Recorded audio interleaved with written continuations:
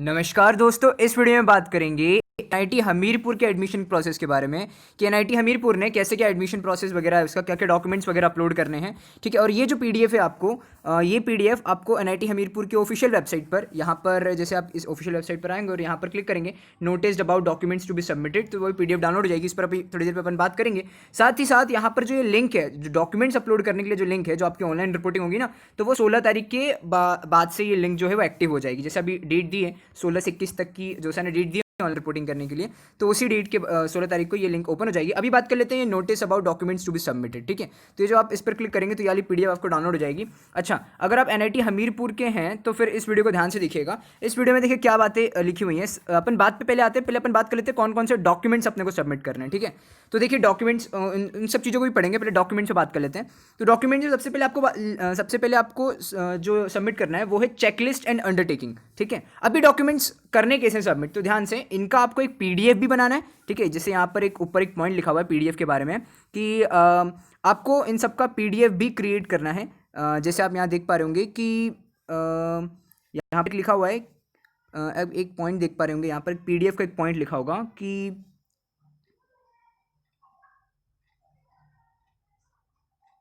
ये देखिए यार फोर्थ पॉइंट को देखिए। फोर्थ पॉइंट में लिखा है students are required to upload soft copies of the original documents through the link provided in institute website as single PDF containing all the documents in the specified sequence. तो जो भी documents नीचे अभी जो मैं आपको दिखाए थे, अभी आप उस पर बात करेंगे, तो उनका आपको एक पीडीएफ भी बनाना है। ठीक है, और बिल्कुल उसी सीक्वेंस में जैसा इन्होंने बोला है कि एज द स्पेसिफाइड सीक्वेंस, जो भी उन्होंने सीक्वेंस दिया 1 2 3 4 नंबर, वो आपको उसी पूरा सीक्वेंस में आपको पूरा एक पीडीएफ बनाना है सारे डॉक्यूमेंट्स का। ठीक है, सारे ओरिजिनल डॉक्यूमेंट्स, मतलब इसको स्कैन करके आप उसका सिंगल पीडीएफ बना लीजिए। और आपको कुछ यहाँ पे लिखा है further there are also required to send one set of self attested hard copies of this documents. तो आपको क्या करना है, सेल्फ अटेस्टेड हार्ड कॉपीज जो इनकी फोटो कॉपीज हैं उनको भी सबमिट करना है आपको। ठीक है, और जहाँ पर जो अभी आप देखेंगे डॉक्यूमेंट्स अपन अभी देखेंगे, तो उसमें जो भी ओरिजिनल जहाँ पर लिखा हुआ है उनका ओरिजिनल सबमिट करना है, और जिन पर ओरिजिनल नहीं लिखा हुआ उनको अपने को सेल्फ अटेस्टेड कॉपीज जो है वो अपने को सबमिट करना है, मतलब स्पीड पोस्ट करना है। ठीक है, एनआईटी भोपाल ने भी ऐसे ही किया, इन्होंने भी मतलब स्पीड पोस्ट से ही करने को बोला है, और यहाँ पर भी इन्होंने ये जो एड्रेस है वहाँ पर भी आपको जो है डॉक्यूमेंट सबमिट करने हैं, जो भी एड्रेस दिया हुआ है यहाँ पर। ठीक है, अब बात कर लेते हैं कि कौन कौन से डॉक्यूमेंट्स है। ठीक है, आपको समझ में आ गया। एक तो आपको पीडीएफ बना के देनी है इसी सारे पीडीएफ के उनको सीक्वेंस वाइज। ठीक है, और दूसरा चीज़ है आपको ये जो डॉक्यूमेंट्स है उसको स्पीड पोस्ट करना है। ठीक है, ये जो पर्टिकुलर एड्रेस है यहाँ पर आपको यहाँ पर पहुँचाना है। ठीक है, अब इस पर बात कर लेते हैं। ये मतलब एक सिंगल एनवलप में करके आपको सारे डॉक्यूमेंट्स पहुँचाने हैं। तो अब बात कर लेते हैं पूरे डॉक्यूमेंट्स के बारे में। सबसे पहले चेकलिस्ट एंड अंडरटेकिंग। ठीक है, ये ओरिजिनल अपने को देना है। ठीक है, अब ये चेकलिस्ट एंड अंडरटेकिंग क्या है। ठीक है, तो आप यहाँ नीचे आ जाइए। नीचे आप देख पा रहे होंगे एक चेकलिस्ट का आपको ये दिया होगा। ठीक है, ये है आपकी चेकलिस्ट एंड अंडरटेकिंग। तो ये पूरा एक ही डॉक्यूमेंट है। तो ये आपको पूरा ये फिल करके, ठीक है, नेम वगैरह, जेईई मेंस एप्लीकेशन वगैरह, ये सब आपको करके, और इंस्टीट्यूट रजिस्ट्रेशन नंबर। ठीक है, अभी सर से बात हुई मेरी, तो उन्होंने बोला कि इंस्टीट्यूट रजिस्ट्रेशन नंबर नहीं मिला है। अगर नहीं मिल पा रहा है तो उसको तुम ब्लैंक भी छोड़ सकते हो, या फिर अगर मान लो यहाँ पर अगर तुम्हें मिल गया है, क्या बोलते हैं, इंस्टीट्यूट रजिस्ट्रेशन नंबर, यहाँ पर जैसे एक पॉइंट लिखा हुआ है कि अगर आपको ये सेकंड पॉइंट को देखो, after completion of the admission process through जोसा 2020 and CSEP 2020 roll list that is allotted institute registration number of each student. ठीक है, और to each student and institute email ID. तो यहाँ पर एक पॉइंट लिखा हुआ है कि मतलब अगर आपने को यहाँ से अगर जो है रोल लिस्ट में अलॉटेड इंस्टीट्यूट रजिस्ट्रेशन नंबर मिल पाता है तो अपन यहाँ डाल देंगे, और नहीं मिल पा रहा है तो भी कोई दिक्कत वाली बात नहीं है वो। ठीक है, अभी मेरी 2 मिनट सर से बात हुई थी, जिससे मैं आपको जैसे यहाँ पर एक इन्होंने कॉन्टैक्ट दिया हुआ है। एक मिनट, यहाँ पर जो कॉन्टैक्ट दिया हुआ है पीडीएफ में, इसमें इनका कॉन्टैक्ट नंबर दिया हुआ है, जैसे आप यहाँ देख पा रहे होंगे। नीचे मैं आपको शो करता हूँ, यहाँ पर डॉक्टर नीरज डॉक्टर करके एक हैं, उनका आपको यहाँ पर नंबर वगैरह दिया हुआ है। ये देखिए आप यहाँ पर डॉक्टर नितिन गुप्ता जी हैं, उनका नंबर वगैरह दिया हुआ है। तो इस पर अभी मैंने कॉल लगाया था, जस्ट अभी 5:27 पे कॉल लगाया था। मुझे इस चीज़ पर था कि मतलब आप जो स्टूडेंट हैं उनको अगर उनको रजिस्ट्रेशन नंबर नहीं मिल रहा है, जैसे आप यहाँ देख पा रहे होंगे, मैंने इनको कॉल लगाया था। 2 मिनट मेरी लगभग इनसे बात हुई। ठीक है, यहाँ पर देख पा रहे होंगे आउट गोइंग 2 मिनट। तो 2 मिनट इनसे बात हुई, तो इनसे यही पूछने के लिए लगाया था कि इंस्टीट्यूट रजिस्ट्रेशन नंबर कहाँ से मिलेगा। तो उन्होंने बोला कि ठीक है, अगर मिलेगा तो डाल देना वहाँ पर, नहीं मिलेगा तो भी कोई इशू नहीं है। ठीक है, और मोस्टली तो ये जोसा वाले आपको ऑलरेडी देंगे इंस्टीट्यूट रजिस्ट्रेशन नंबर, तो उस चीज़ का आप चिंता मत करिए। तो चेकलिस्ट को आप यहाँ पर फिल कर लीजिएगा। जो सबसे पहला डॉक्यूमेंट था कि चेकलिस्ट, यहाँ पर देखिए चेकलिस्ट में करना क्या है। चेकलिस्ट में बेसिकली यस, नो या नॉट अप्लीकेबल करना है। जैसे अगर चेकलिस्ट एंड अंडरटेकिंग आप सबमिट कर रहे हैं तो सिंपली यहाँ पर यस पर इसे टिक कर दीजिए। ठीक है, यहाँ पर एक लिखा हुआ है कि टिक राइट अप्रोप्रिएट। ठीक है। तो अगर आप यहाँ पर जनरल के हैं तो जनरल पर टिक कर दीजिएगा, ठीक है। इंस्टीट्यूट रजिस्ट्रेशन नंबर है तो डाल दीजिएगा, और अगर नहीं आपको नहीं अलॉट हुआ है तो नहीं डालिएगा। इसके बाद फिर ये जेईई मेंस एप्लीकेशन नंबर यहाँ पर दीजिएगा, अपना नाम डाल दीजिएगा, और यहाँ पर एक फोटोकॉपी जो अपनी फोटोग्राफ है उसको पेस्ट करना है, ठीक है। इसके बाद ये आप पूरा अंडरटेकिंग आप भर देंगे, ठीक है। चेकलिस्ट एंड अंडरटेकिंग, मतलब इसमें यही है कि आपको कौन कौन से अपने डॉक्यूमेंट जो हैं वो सबमिट किए हैं, अगर जो भी सबमिट किए उन पर येस पे आपको टिक करना, नहीं किए हैं तो नो पे टिक करना है, ठीक है। और नॉट अप्लीकेबल है तो सिंपली आपको इस पे मतलब टिक ही करना है आपको, मतलब अगर आपके पास है तो टिक करना है, नहीं है तो इस पे टिक करना है, और नॉट अप्लीकेबल है तो इस पे टिक करना है। तो ये चीज़ थी, आपको चेकलिस्ट वगैरह आपको मैंने बता दिया, ठीक है, और समझा भी दिया कि इंस्टीट्यूट रजिस्ट्रेशन नंबर में डाउट हो सकता है, तो वो चीज़ भी आपको एक्सप्लेन कर दी, ठीक है। आपको मिल ही जाएगा इंस्टीट्यूट रजिस्ट्रेशन नंबर, नहीं भी मिलता तो भी कोई इशू नहीं है। इसके बाद फिर सेकंड है रीसेंट पासपोर्ट साइज फोटोग्राफ। तो अभी मैंने सर से ये भी बात करी थी कि पासपोर्ट साइज कलर्ड फोटोग्राफ है वो कितने लगेंगे, तो यहाँ क्वांटिटी मेंशन नहीं करी है, तो सर ने बोला कि दो आप यहाँ पे डाल देना, और एक यहाँ पर चेकलिस्ट पर आप पेस्ट कर देना, ठीक है।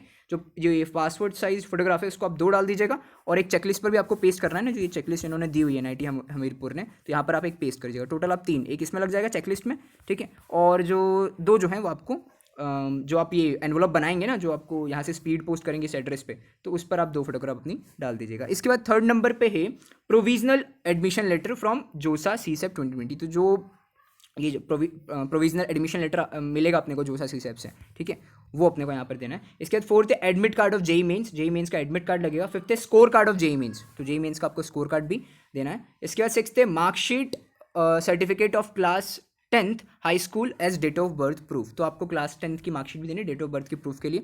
7 नंबर पे है मार्कशीट ऑफ क्लास 12th, ठीक है, आपको जो क्लास 12th की मार्कशीट है वो आपको देनी है, और इसमें वो किस लिए ले रहे हैं, क्योंकि स्टेट ऑफ एलिजिबिलिटी का प्रूफ और परसेंटेज मार्क्स का प्रूफ। अब यहाँ पर एक पॉइंट लिखा हुआ है, ठीक है, इस पॉइंट को एक बार देख लीजिए कि Indian nationals who pass the qualifying examination from an institution abroad must submit passport. तो अगर ऐसा केस है अपने साथ क्या अपन इंडियन नेशनल से हैं, अपने पास इंडियन नेशनल है अपन, और अपने किसी बाहर के फॉरेन इंस्टीट्यूट से अगर पास आउट किया है, ठीक है, अगर 12th अपन ने फॉरेन इंस्टीट्यूट से पास आउट किया है तो अपने को फिर पासपोर्ट भी सबमिट करना है। इसके बाद फिर यहाँ पे लिखा हुआ है permanent address given in the passport will determine the state of eligibility. तो जो भी परमानेंट एड्रेस गिवन होगा आपके पासपोर्ट पे, ठीक है ना, वही आपका स्टेट ऑफ एलिजिबिलिटी होगा। इसके बाद फिर बी पॉइंट को लिखा हुआ है candidates having senior secondary certificate from national open school, ठीक है, अगर आपने ओपन से किया है तो जो आपका सेंटर आया था ना, यहाँ पे लिखा हुआ है कि जो आपका सेंटर है वही आपका डिटरमाइन करेगा स्टेट ऑफ एलिजिबिलिटी। तो also submit the proof of place of examination centre of the final examination to determine the state of eligibility, ठीक है। तो स्टेट ऑफ एलिजिबिलिटी आपका फिर कैसे डिपेंड करेगा, जो आपका सेंटर आपका था जहाँ पे आपने एग्जामिनेशन दिया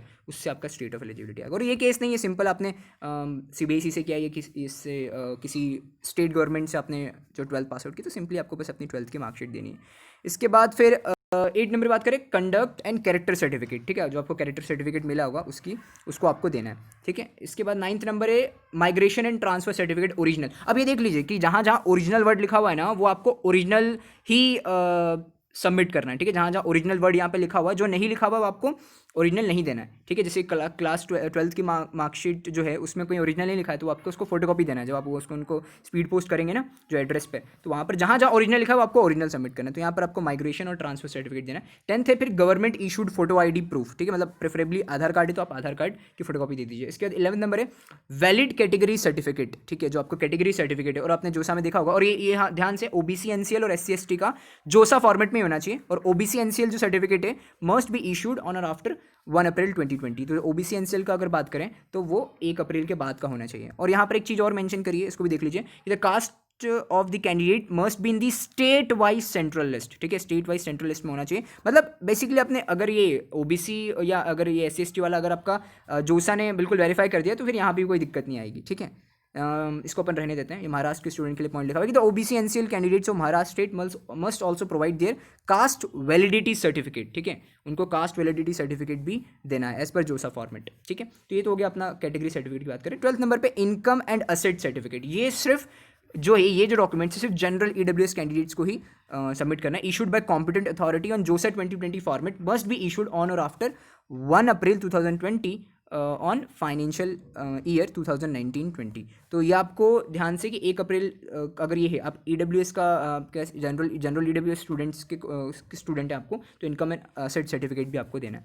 इसके बाद फिर थर्ड है certificate of person with disability, और यहाँ पर एक पॉइंट मेंशन है कि अगर तभी जरूरत पड़ेगी कि the certificate will be rejected if the disability is less than 40%। तो अगर लेस देन 40% तो जो सर्टिफिकेट है वो रिजेक्ट कर दिया जाएगा, लेकिन अगर ग्रेटर देन 40% है तो फिर ये सेलेक्ट किया जाएगा, और ये भी जोसा के फॉर्मेट में होना चाहिए। इसके बाद फिर 14th है इनकम सर्टिफिकेट, सर्टिफिकेट। अब ये इनकम सर्टिफिकेट किन के लिए, कि जैसे आप मैंने आपको एक वीडियो में बताया था कि जो NITs होती हैं और जो IITs होती हैं उनमें फ़ी वेवर होता है, ठीक है।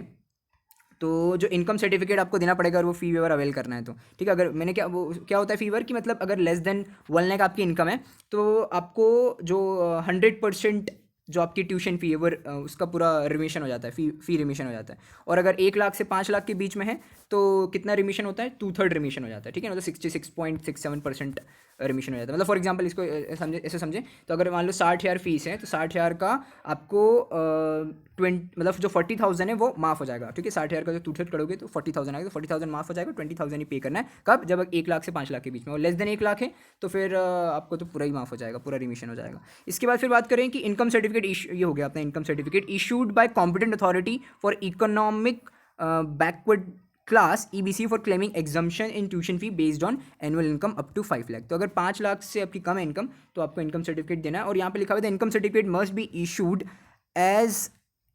As per enclose format by the revenue officer not below the rank of tehsildar. तो तहसीलदार या तहसीलदार से ऊपर वाला जो रैंक के जो ऑफिसर्स होते हैं, रेवेन्यू ऑफिसर होते हैं, उन्हीं से इशूड होना चाहिए। From the area of residence of the candidate the income certificate must include income from all the sources of the family for financial year 2019-20 and must have been issued on or after 1 April 2020। तो ये भी 1 April 2020 के बाद का issue होना चाहिए। और उसमें जो है 2019-20 की जितनी भी फैमिली इनकम के सोर्सेज हैं वो पूरे यहाँ पर मेंशन होने चाहिए। इसके बाद मतलब आप बिल्कुल ही तहसीलदार पे जाके बनाया होगा या फिर आप बनवा लेंगे तो वो ये सब चीज़ों की दिक्कत नहीं आएगी आपको, ये सब चीज़ें वो खुद ही मेंशन कर लेते हैं। और that affidavit and return submitted by the parents will not be considered. तो अगर आप कोई एफिडेविट देते हैं या कोई रिटर्न देते हैं तो वो सबमिट नहीं किया जाएगा, तहसीलदार से ही बना होना चाहिए, उससे ऊपर रैंक से ही बना होना चाहिए। फिर फिफ्थ एफिडेविट, आपको एफिडेविट वगैरह सबमिट करना है, ठीक है। अभी एफिडेविट जो है वो 10 रुपये के स्टाम्प पेपर पर आपको एफिडेविट बनाना है। किस चीज़ का, अबाउट करेक्टनेस इन्फॉर्मेशन प्रोवाइडेड, और ये ओरिजिनल होना चाहिए। मतलब अगर कोई आपने इन्फॉर्मेशन अगर कोई करेक्ट करवानी, कुछ पापा के नाम में कुछ गलत हो गया, कुछ भी गलत हो गया,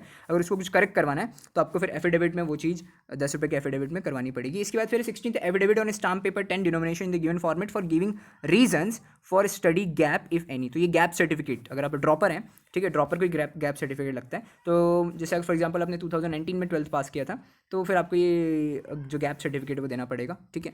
और तो ये गैप सर्टिफिकेट भी ओरिजिनल आपको सबमिट करना है, ठीक है, 10 रुपये के स्टाम्प पेपर पे। 17th है undertaking by the student anti ragging measures generated online at antiraging.in, ये ओरिजिनल आपको देना है। अब ये कहाँ से मिलेगा, ठीक है ना, ये undertaking by the student, the document number जो 17 और 18 undertaking by the parents and guardian, ठीक है। ये एक पेरेंट्स एंड गार्जियन का होता है, एक स्टूडेंट का होता है। तो ये जो दोनों हैं, ठीक है, ये दोनों ओरिजिनल आपको कहाँ से मिलेगा, तो इस पर अभी अपन इस पर ज़्यादा डिटेल में बात नहीं करते हैं, ठीक है।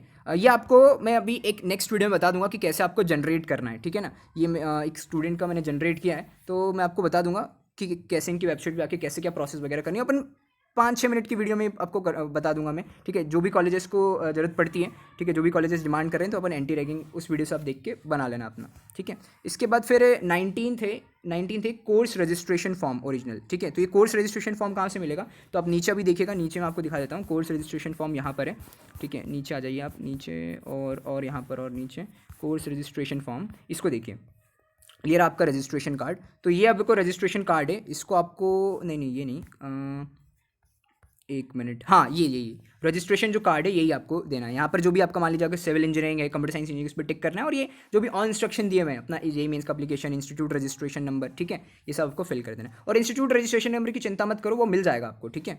वो आपको जब आपका ये जोसा C7 कर दोगे ना, उसके बाद आपको यहाँ पर इशू हो जाएगा, जैसे वो पॉइंट नंबर वहाँ पर ऊपर लिखा हुआ था, ठीक है। तो ये आप सबमिट वगैरह कर देना। और ये हो गया अपना, ये वाला डॉक्यूमेंट हो गया, कोर्स रजिस्ट्रेशन फॉर्म हो गया ओरिजिनल, ठीक है। मतलब इसकी प्रिंट निकाल के आपको इससे पूरा अपनी पेंसिल से फिल करके, पेन से पूरा फिल करके आपको उसका जो है ओरिजिनल आपको देना है। ओरिजिनल मतलब फोटोकॉपी नहीं करानी है उस चीज़ की। इसके बाद फिर है कोर्स रजिस्ट्रेशन फॉर्म हो गया, इसके 20 है receipt of the remaining institute semester fee, ठीक है। अब ये जो आपने जो इंस्टीट्यूट, जब आप 16 तारीख से 21 तारीख के बीच में जब वहाँ पर रिपोर्ट करेंगे, ठीक है, तो वहाँ पर आपको जो इंस्टीट्यूट सेमेस्टर फ़ी पे करनी है, ठीक है। और यहाँ पर आपका जो अमाउंट है, ट्रांजेक्शन नंबर है, मोबाइल नंबर है, पेमेंट डेट है, ये सारी चीज़ यहाँ पर आप मेंशन कर दीजिएगा। फिर enter the institute registration number if already allotted by NIT Raipur, otherwise leave empty. जैसा भी मैंने देखिए ये पॉइंट को आप देख लीजिएगा, अगर इंस्टीट्यूट रजिस्ट्रेशन नंबर है तो ही डालना है, नहीं है तो उसको लीव कर दीजिए, ठीक है। यहाँ पर एक चीज़ मेंशन, और ये चीज़ मैंने सर से भी बात कर ली थी इस चीज़ के बारे में कि इंस्टीट्यूट रजिस्ट्रेशन नंबर का क्या करना है NIT हमीरपुर के सर से, जो नितिन गुप्ता सर से, तो उन्होंने बोल दिया कि अगर नहीं है तो एम्प्टी छोड़ दीजिए। यहाँ पे भी वो पॉइंट पॉइंट लिखा हुआ है सेम चीज़।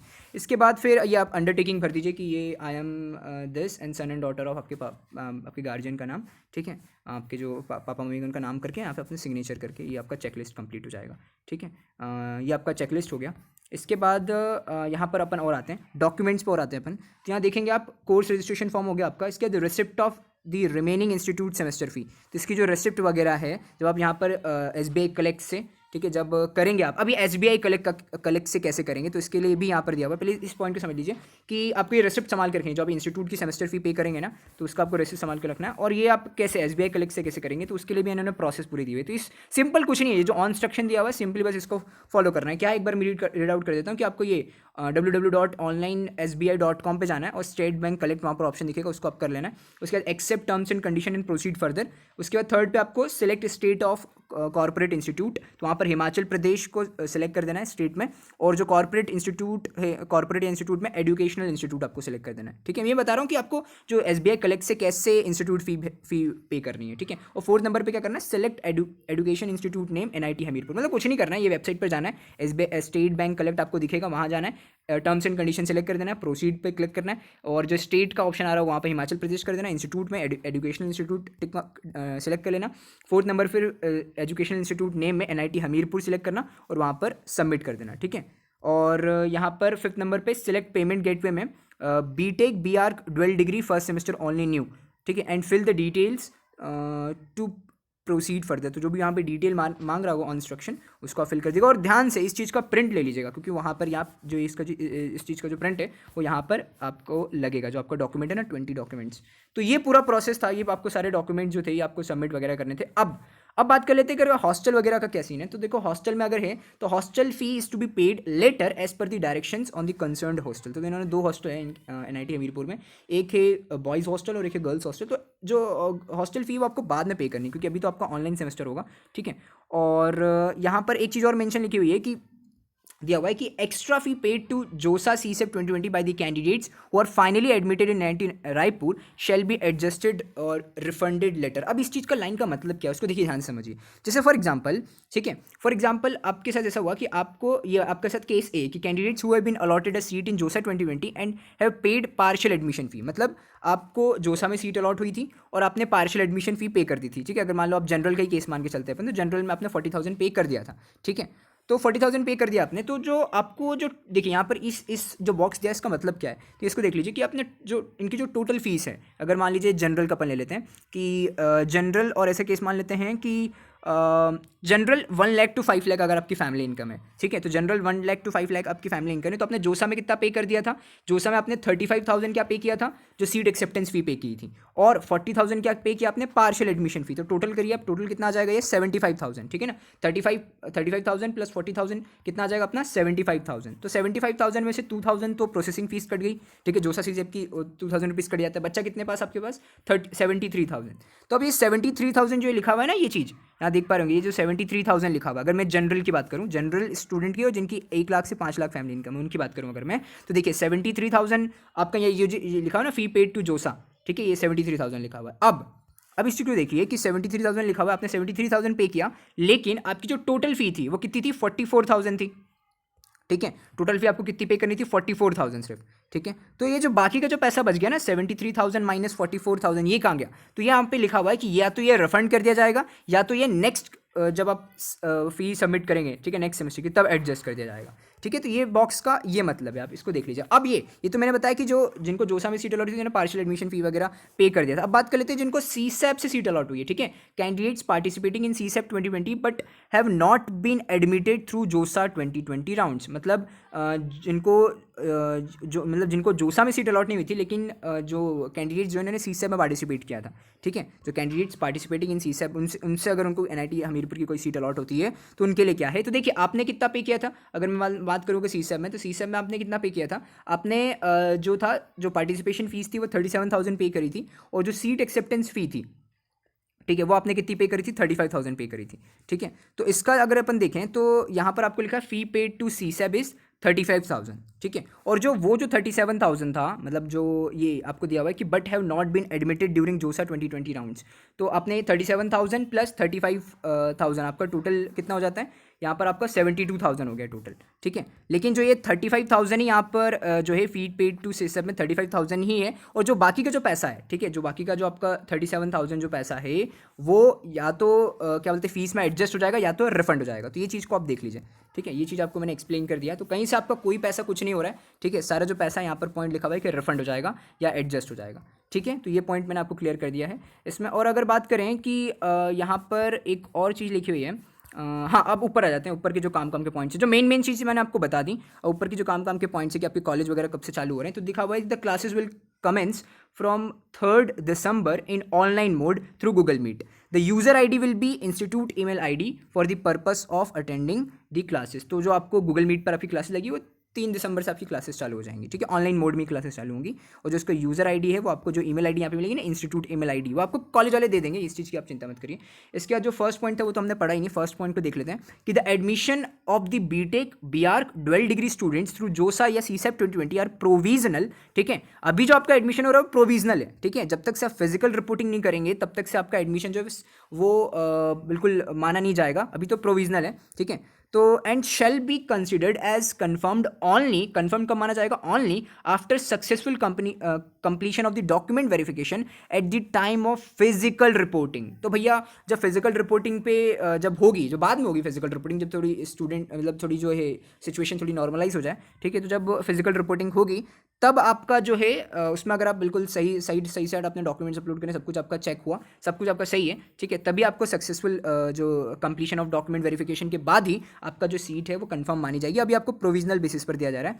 और ये चीज़ लिखे हुए है कि जो फिजिकल रिपोर्टिंग की डेट वगैरह क्या है तो वो तो बाद में अनाउंस कर दी जाएगी, ठीक है, बाद में वेबसाइट पर अनाउंस कर दी जाएगी, अभी उसकी चिंता नहीं करनी है। अभी अपने से इतना काम करना है, अभी अपने को एडमिशन वगैरह यहाँ पर ले लेना है, अगर अपने इस सीट से अपने सेटिस्फाइड है तो। उसके बाद लिखा है students need not to come to institute physically for reporting और रजिस्ट्रेशन और टू अटेंड दी क्लासेस। ये तीनों ही केसेस में ना ही आपको फिजिकली कॉलेज पर नहीं जाना है, ठीक है, ना ही रिपोर्टिंग आपको फिजिकली करनी है, ना ही रजिस्ट्रेशन आपको करना है, ठीक है, पूरा प्रोसेस, और ना ही क्लासेस अटेंड करनी है आपको फिजिकली। पूरा प्रोसेस अभी पूरा ऑनलाइन हो रहा है, ठीक है, तीनों प्रोसेस अभी ऑनलाइन हो रहा है। अनलेस अदर नोटिफाइड, अगर किसी स्टूडेंट को नोटिफाई किया जाता है कि उसको फिजिकली रिपोर्ट करना है तब उसे फिजिकली रिपोर्ट करना है, बाकी ऐसे कोई नॉर्मल सिचुएशंस में नहीं करना है। इसके सेकंड है after completion of the admission process through जोसा 2020 एंड CSEP 2020 रोल लिस्ट। ये पॉइंट मैंने आपको बता दिया था कि जैसे आप ये एडमिशन प्रोसेस यहाँ पर कंप्लीट करेंगे, ठीक है, after the completion of admission process through जोसा 2020 एंड CSEP 2020, तो जब आपका जो एडमिशन प्रोसेस है वो कंप्लीट हो जाएगा तो आपको एक जो है इंस्टीट्यूट रजिस्ट्रेशन नंबर दिया जाएगा, ठीक है। और इसकी चिंता मत करिए, अगर आपको नहीं है तो आपको नहीं फिल करना, जहाँ जहाँ इंस्टीट्यूट जो नीचे डॉक्यूमेंट्स बताया था ना, इंस्टीट्यूट रजिस्ट्रेशन नंबर जहाँ पर मांग रहा था,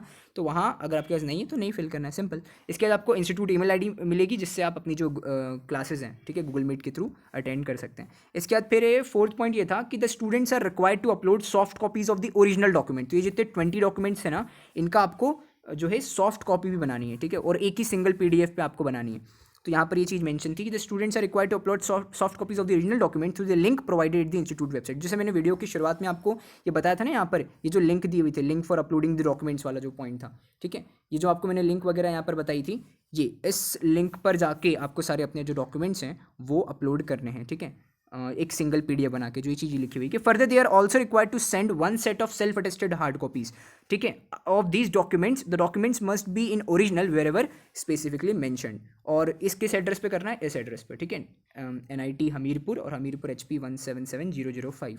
और ये चीज़ मैंने आपको क्लियर कर दी कि आप ध्यान रखिए कि सेल्फ अटेस्टेड हार्ड कॉपीज़, मतलब सेल्फ अटेस्टेड का ये मतलब होता है कि जितने भी आप जो फोटो कॉपीज़ आप या सबमिट करेंगे, जो आप हार्ड कॉपीज़ जो है वो स्पीड पोस्ट के थ्रू इस एड्रेस पे सबमिट करेंगे, उस पर आपके नीचे स्मॉल में सिग्नेचर होनी चाहिए, ठीक है, सारे डॉक्यूमेंट्स में सिग्नेचर होनी चाहिए, ये चीज़ का आप ध्यान रखें, उसको सेल्फ अटेस्टेड कहते हैं। इसके बाद यहाँ पर आप देखेंगे शेड्यूल वगैरह के बारे में बात करें, जो जोसा में भी है, ठीक है, वही चीज़ें यहाँ पर हैं, उनको आप देख लीजिए। शेड्यूल वगैरह NIT हमीरपुर का क्या शेड्यूल वगैरह है, तो यहाँ पे लिखा हुआ है candidates who have been allotted a seat in JoSAA 2020 have paid partial admission fee and are not willing to participate in CSEP 2020। मतलब जोसा में उनको सीट अलॉट हुई, उन्होंने पार्शियल एडमिशन फ़ी भी पे कर दी, और अब CSEP में पार्टिसिपेट नहीं करना चाहते हैं, अपनी सीट से सेटिस्फाइड हैं, तो उनको जो अपलोडिंग ऑफ सॉफ्ट कॉपी है वो 16 नवंबर से उनका जो लिंक है वो ओपन हो जाएगा डॉक्यूमेंट अपलोड करने के लिए। और जो लास्ट डेट है, last date for receipt of hard copies in the office of dean academics NIT Hamirpur, वो है जो लास्ट डेट है वो 25 जो तारीख है, ठीक है, last date for receipt of hard copies, तो वो 25 तारीख से आपको जो है ये डीन एकेडमिक्स जो ये एड्रेस है, यहाँ पर इस एड्रेस पर जो भी आपका सॉफ्ट कॉपीज़ है वो पहुँच जाना चाहिए। इसके बाद फिर यहाँ पर बी पॉइंट में लिखा है कैंडिडेट्स पार्टिसिपेटिंग इन CSEP 2020। अगर आपने CSEP 2020 में पार्टिसिपेट किया है, उससे थ्रू आपको अगर सीट अलॉट होती है तो उसके लिए क्या है, तो अपलोडिंग ऑफ सॉफ्ट कॉपी आपको 25 नवंबर को आपकी जो है 25 से 30 नवंबर के बीच आपको लिंक खुली रहेगी। इसके बाद फिर जो last date for receipt of hard copies in the office of dean academics, तो वो 7 दिसंबर है आपकी जो लास्ट डेट है। अब जो अपना फोटोकॉपी पहुँचाने, ये फोटोकॉपी जो है ना अपन स्पीड पोस्ट करेंगे, तो उसकी जो लास्ट डेट है वो 7 दिसंबर है को पहुँचाने की। और कुछ भी क्यूरी वगैरह होती है, जैसे मेरे को कुछ भी क्यूरी वगैरह थी तो या ये मैंने इनको कॉल कर लिया, तो आपको भी कुछ भी क्यूरी वगैरह होती है तो आप इनको कॉल कर सकते हैं। इसके बाद यहाँ पर और कुछ इंपॉर्टेंट इन्फॉर्मेशन देख लेते हैं अपन। यहाँ पर ये एंटी रैगिंग का तो मैं आपको वीडियो में बता दूंगा कैसे बनाना है, इसकी आप बिल्कुल टेंशन मत लीजिए, ठीक है। इसके बाद आई थिंक ये हाँ, अगर कोई आपको कुछ करेक्टनेस करवाना है तो आपको फिर ये जो आप बोल रहे थे ना कि जो करेक्टनेस इन्फॉर्मेशन के लिए कौन क्या आपने को जो है एफिडेविट देना है, तो आपको ये एफिडेविट देना है, ठीक है। इसका आप एफिडेविट देख लीजिए। फिर अगर गैप ईयर का है तो गैप ईयर को भी अपने को 10 रुपये के स्टाम्प पेपर पे अपना एफिडेविट बनवाना है। इसके बाद ये पूरी चीज़ें हैं, ठीक है, जो जो डॉक्यूमेंट्स यहाँ पर दिए हुए हैं। अब ये तो अपना रजिस्ट्रेशन कार्ड था तो इसको भी आपको देना है, ठीक है। यही था पूरा सारे कॉलेज सारे ब्रांचेस का यहाँ पे दिया हुआ है। आप देख लीजिए, आर्किटेक्चर का है तो आर्किटेक्चर का अलग रजिस्ट्रेशन कार्ड है, ठीक है। फिर यहाँ देखेंगे तो जो अगर इस chemical engineering, electronics and communication engineering, material science engineering, तो उनका अलग ये वाला आपको कार्ड देना है। उस पर जो भी आपको केमिकल इंजीनियरिंग अलॉट हुई तो उस पर आपको टिक करके सारी ये प्रोसेस करना आपको। ये पूरा ईजी प्रोसेस है। मेन कन्फ्यूजन जो था वो डॉक्यूमेंट्स को लेकर था, तो वो मैंने क्लियर कर दिया है, सारी एक एक चीज़ आपको बता दी क्या है, ठीक है। और फोटोग्राफ का नंबर वगैरह भी आपको सब क्लियर कर दिया मैंने यहाँ पर। तो ठीक है, वीडियो को यहीं पर एंड करते हैं और नेक्स्ट वीडियो में अपन ये एंटी रैगिंग का कैसे करना है, और अगर देख लेते हैं कोई और दूसरी जो NITs है उनका अगर कुछ आता है और उसमें कुछ ऐसा डाउटफुल पॉइंट लगता है तो फिर उस पर भी अपन बात कर लेंगे। मिलते हैं नेक्स्ट वीडियो में।